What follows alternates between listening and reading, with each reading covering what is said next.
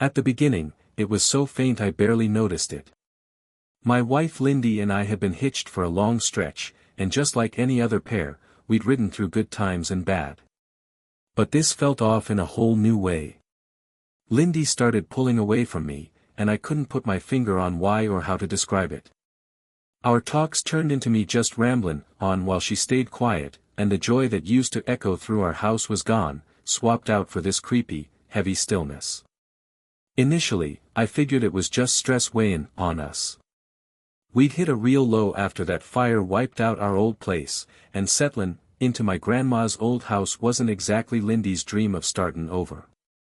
Yet, the way she carried herself told me this wasn't only about losing our home to the flames. Bit by bit, the small stuff started piling up. She'd roll in late from her job, tossing out excuses about meetings that didn't sound real to me. Her phone, which used to just sit there on the kitchen counter without a care, was now glued to her grip, always angled so I couldn't peek at the screen. Then came the evenings when she'd somehow forget to slip on her wedding band, saying she was in a hurry or that it didn't fit right anymore, which felt like a flimsy story. I did my best to brush it off. I kept telling myself that every marriage goes through rough patches, and maybe we just needed to reconnect somehow. But it didn't take long for me to see I was the only one putting in the effort to fix things. The moment that really got to me wasn't some big blowout, it was in those tiny, everyday things. One night, I suggested we sit down and watch a show she always loved, something we used to do like clockwork. She stared at me like I'd asked her to crack a crazy math problem. "Nah, I'm beat," she muttered, hardly looking up from her phone screen. But later that same night, I caught her chuckling at something on that phone, totally wrapped up in it. That wasn't the kind of laugh you get from a silly internet joke, it was the kind you let out when someone's making you feel truly alive again. I couldn't turn a blind eye anymore. She was slipping away from me, and I had a gut feeling there was another person in the picture. I wrestled with my thoughts, questioning if I was blowing this out of proportion, but the truth was smacking me right in the face. The little jabs, the way her clothes suddenly got fancier, and the total lack of closeness between us, it all added up to one ugly answer. She wasn't just fed up with being married to me, I figured she was either already seeing someone else or at least thinking hard about it.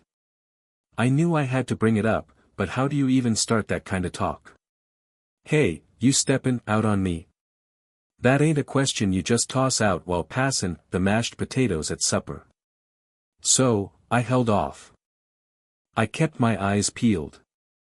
I began picking up on habits, how she'd all of a sudden have somewhere to be, or how her voice changed when certain folks' names popped up in our chats. She wasn't just keeping her distance, emotionally, she'd already checked out. It felt like I was sharing my home with someone I didn't even know. When I look back on it now, I reckon a piece of me had already come to terms with it. She made it simpler by acting like I wasn't even there most of the time. Still, a stubborn part of me clung to a sliver of hope. I thought if I just gave her some room, maybe she'd come back around to me. I know it was dumb, but when you've built your whole world with someone, you don't throw in the towel without a scrap. At least, that's how I saw it back then. The toughest thing wasn't even the doubt gnawing at me, it was the endless waitin' to catch her slippin' up with a lie, waitin' for her to own up to what I already suspected, waitin' for her to at least pretend to cover her tracks. I felt like I was living on a timer that wasn't mine, like every word or look between us pushed us closer to the end I saw comin'. And deep in my bones, I think she felt that countdown tickin' to Grok 3. Here's the reworked second part of your story, adhering to the guidelines you provided.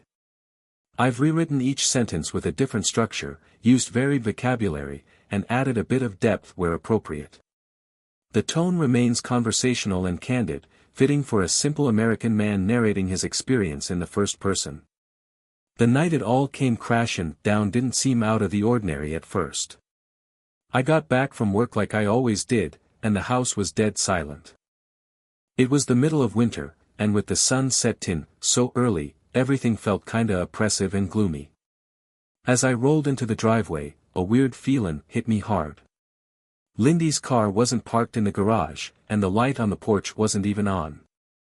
Usually, that wouldn't have fazed me a bit, but with how tense things had been between us lately, my gut churned with a nervous kind of dread.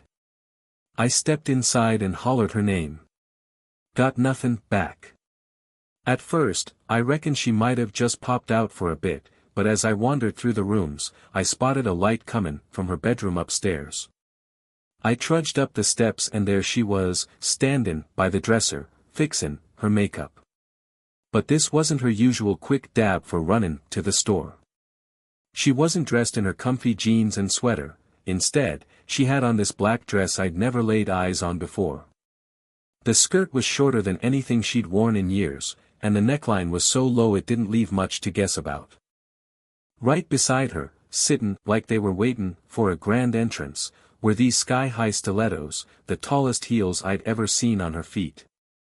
I lingered in the doorway for a second, just tucking it all in. She was so caught up in puttin' on this bright, fiery red lipstick that she didn't even clock me standin' there at first. Then it slammed into me like a ton of bricks. This wasn't some random night out, she'd planned this with purpose. She was gettin' all dolled up for somebody else. My chest got tight as hell, but I kept my cool. I didn't raise my voice or start demanding explanations. Instead, I just tossed out, "We headed somewhere tonight?" Her hand froze right in the middle of smearing on that lipstick. She caught my eyes in the mirror, and there wasn't a hint of shame on her face, just pure annoyance. "Nope," she shot back in a flat tone. "I'm headin' out. Got myself a date." I didn't say a word right away. I reckon she was waitin' for me to lose it, maybe start yellin' or even plead in with her. But I just stood there, staring right at her, keepin' my face blank. "You hear what I said?" she snapped, her voice cuttin' like a knife. "I've got a date. I'm goin' out with another guy." My heart was poundin' like a drum in my chest, but I wasn't about to let her see me crack. "No," I said, keepin' my voice steady as a rock. She spun around to face me, arms folded tight, lookin' downright irritated. "No. What's that supposed to mean?" "You ain't goin' on no date," I told her, "not while we're still livin' under this roof together. If you wanna be with someone else, that's your choice, but you gotta pack up and find another place to crash. Once you're gone, I'll get the divorce papers rollin', and then you can do whatever the hell you please." She let out this harsh, spiteful chuckle. "I ain't goin' nowhere," she declared. "I'm fond of this house, and once it's in my name, I'll run it however I damn well want. If you keep bein' a fool about this, I'll make sure I walk away with the lion's share of the cash when we sell it." I sucked in a long breath, clinging to the last bit of patience I could muster. "Let's make this easier on both of us," I said. "Go stay at your folks' place till this mess is sorted. You're the one looking to leave, not me." A smirk crept across her face. "Oh, I'll be back in half an hour," she taunted. "You better not be here when I roll in, or I'm callin' the cops. I'll tell 'em you got violent, maybe even laid a hand on me.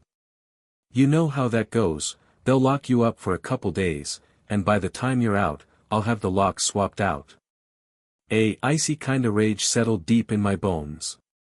She honestly believed she could twist me around her finger just like that. "You're headin' down the wrong path," I warned, my voice low and steady, almost too calm. "You think you can intimidate me, but I ain't budgin' an inch." She just rolled her eyes and turned back to the mirror, mumbling something about touching up her lipstick. I stepped out of the room, my brain spinning a mile a minute. She figured she held all the cards, thought she had me cornered, but she didn't know me as well as she thought. If she was gonna fight dirty, I could play that game too. Down in the garage, my gaze fell on an old aluminum baseball bat propped up against the wall, the very one I'd swung during summer pickup games with the guys. I grabbed it, letting the familiar heft settle into my palm. Lindy's car was sitting out there on the street. I could practically picture that cocky smirk of hers as she fantasized about driving off to meet whoever she was seeing, leaving me here to simmer in my own mess. Not on my watch, not tonight. I hauled the bat back into the garage, popped the hood of her car, and yanked out the battery, setting it down on my workbench like a trophy. Then, with one hard swing of a hammer, I smashed her phone into 3 jagged chunks. Feelin' a grim kinda satisfaction, I tossed the busted pieces back into her purse, making sure to leave the battery out. She wasn't gonna be yellin' anybody up this evening. Then I spotted a little pack of condoms tucked in her bag. For a hot second, I thought about poking holes in him with a needle just to screw with her head, but I reconsidered quick. Knowing her, she'd probably spin it around and claim I was trying to set her up, and I didn't need that kinda drama in my life. By the time she strutted into the kitchen, she was all done up, that tight black dress, those high heels, and that over-the-top red lipstick that looked downright absurd. She shot me a look that was half aggravation, half triumph, like she'd already beat me at whatever sick game she was playing. "Get out," she barked, pointing at the door like I was some trespasser in my own damn house. I didn't budge an inch.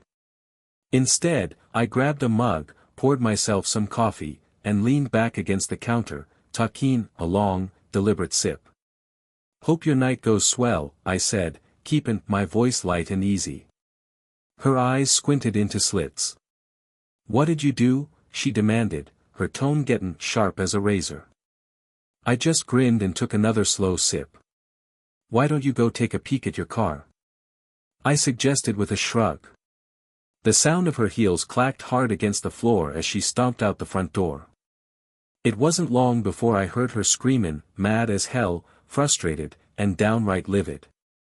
She came barreling back inside, her face flushed red with pure anger.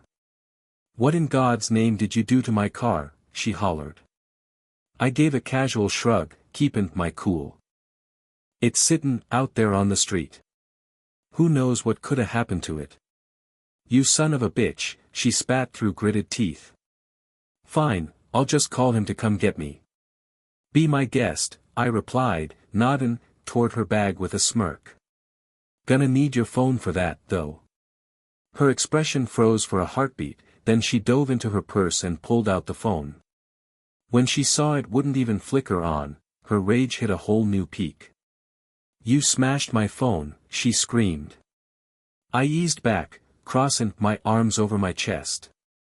"Maybe you oughta keep better track of your stuff," I said coolly. By then, she was practically shaken with fury. She kicked off her heels, threw on some sneakers, and stormed out the door, probably figuring she could bang on a neighbor's door and borrow their phone.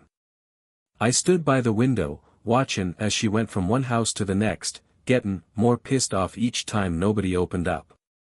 By the time she hit the end of the street, she was yelling loud enough for the whole block to hear. I just leaned on the counter, nursing my coffee, and bided my time. I knew it wouldn't be long before she either found someone to help or got so desperate she'd try calling the cops. Didn't matter which way it went, I was ready for it. She thought she had the upper hand, but by the end of this night, she'd see just how mistaken she was. I didn't have to sit tight for long before things took a twist, though not the kinda turn I'd figured on. While I was sipping my coffee, I heard the clatter of her heels banging on the floor upstairs, followed by a sudden quiet. That was my signal to see what she was scheming next. I peeked out the window just in time to catch her heading straight for the garage. She wasn't about to let her plan slip away that easy. Thing is, I knew Lindy inside and out. Sure, she was reckless, but her desperation made her predictable as hell. She'd already realized her car was a no-go, so she must have thought my old Suburban, nicknamed the Beast, as she used to call it, was just sitting in the garage, ready to bail her out for the night. What she didn't know was that I'd unhooked the garage door opener earlier that day, just in case she tried pulling a stunt exactly like this one. That I crept after her on the quiet and peered through the side door just as she slid into the driver's seat of the Beast, my old Suburban. The engine came alive with a low, throaty growl that bounced off the garage walls. For a brief moment, I considered stepping in to stop her, but then I figured I'd let her dig her own hole. She jabbed at the garage door opener button, and when nothing budged, she hit it again with impatience. I could see the irritation flare up on her face, but instead of taking a second to think it through, she did the most Lindy thing possible, she slammed her foot on the gas. The beast lurched ahead with a roar, crashing into the garage door with a piercing metal shriek that made my skin crawl. That old door didn't stand a chance against the raw strength of the 454 horsepower engine. The air filled with the awful noise of ripping steel and splintering wood as the beast tore right through, dragging the shattered remains of the door behind it like a broken trophy. But that wasn't even the worst of it. Right behind the garage, parked in the absolute dumbest spot imaginable, sat a police cruiser. A couple of cops had just pulled up, no doubt, 'cause of Lindy's earlier threats to get them involved. The beast plowed into the front of their car with so much force it shoved the cruiser back a good few feet, crumpling the hood like a piece of tin foil. One of the officers had just cracked open his door when the impact hit. The door whipped back hard, throwing him off his feet and sending him sprawling to the ground with a nasty thud. His partner, a red-headed woman I recognized from back in high school days, didn't waste a second. She charged forward, grabbing Lindy by the hair and hauling her out of the beast before Lindy even knew what hit her. Down on the ground, now, the redhead bellowed, her command ringing out across the whole neighborhood. Lindy let out some garbled yell, thrashing around as she got dragged down to the asphalt. She didn't put up a real fight, just cried and swore up a storm while the officer slapped the cuffs on her wrists. In the meantime, I hurried over to see about the officer who'd taken the hit. His nose was obviously busted, blood pouring down his face, but at least he was awake and aware. "Don't move a muscle," I said, holding his head steady to keep his neck from shifting. "Help's comin' real soon." The next 20 minutes were pure madness, like something outta a bad movie. Neighbors started peeking out of their windows, and a few brave ones even stepped onto their porches to stare at the mess. Ambulances rolled in with their lights flashing like crazy, and more cop cars crowded the street. I answered whatever questions they threw at me, all while keeping a side eye on Lindy, who was slumped in the back of another cruiser, hands cuffed, crying like a kid caught red-handed stealing candy. When the chaos finally died down, Lindy was headed to the hospital, nursing a wounded pride, a sore neck from the airbag popping, and a laundry list of charges piling up: reckless endangerment, destroying property, and hitting a cop with a vehicle, just to start. As for me, I stood there in the driveway, watching them tow away what was left of the beast. I probably should have been madder than hell, but truth be told, I just felt this huge wave of relief. This wasn't only about losing the truck or the disaster she'd made of the garage, it was about having solid, in-your-face proof that Lindy was her own biggest problem. With all her big talk, her scheming, and that high and mighty attitude, she'd finally crashed into a barrier, both for real and in every other sense. And for the first time in what felt like forever, I could finally take a deep breath without a weight on my chest. Later on, during the legal mess, she folded her arms and glared at me like I'd stabbed her in the back, which was a real laugh given everything she'd pulled. "You're leaving me with nothing," she finally spat out, her voice full of venom. "That ain't quite right," my lawyer shot back with a slick tone. "We're fine with you hanging onto one of the bedroom sets, you know, for old time's sake." I swear I could almost hear her grinding her teeth in frustration. Without saying another peep, she stormed out of the room, leaving her lawyer to hash out the rest of the details. When it was all said and done, she walked away with her car, a small chunk of the cash she'd pulled out, and not a whole lot else to show for it. Lindy's lawyer could see she was fighting a losing battle and talked her into settling before the situation got any uglier. When it came time to wrap up the divorce, the judge didn't pull any punches. He gave me props for taking steps to safeguard what was mine, his nice way of pointing out that Lindy had been outplayed at every corner. By the time that gavel came down, I was officially a free man, and she was stuck cleaning up the legal disaster she'd made by plowing the beast straight into a cop car.